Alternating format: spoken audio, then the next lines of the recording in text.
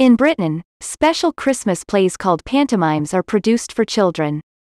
Jack Hawkins made his London theatrical debut at age 12, playing the Elf King in Where the Rainbow Ends. At 17, he got the lead role of St. George in the same play. At 18, he made his debut on Broadway in Journey's End. At 21, he was back in London playing a young lover in Autumn Crocus.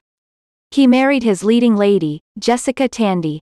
That year he also played his first real film role in the 1931 sound version of Alfred Hitchcock's The Phantom Fiend, 1932.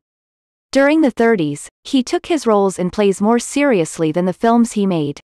In 1940, Jessica accepted a role in America and Jack volunteered to serve in the Royal Welsh Fusiliers.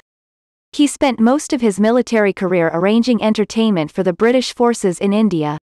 One of the actresses who came out to India was Doreen Lawrence, who became his second wife after the war.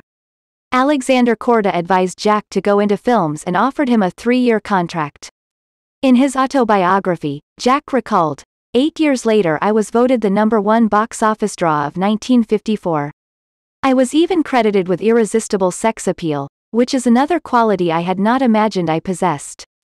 A late 1940s film, The Black Rose, 1950, where he played a secondary role to Tyrone Power, would be one of his most fortunate choices of roles. The director was Henry Hathaway, who Jack said was probably the most feared, yet respected director in America, for he had a sharp tongue and fired people at the drop of a hat. Years later, after my operation when I lost my voice, he went out of his way to help me get back into films. What I did not know was that during the filming of The Black Rose, he was himself suffering from cancer.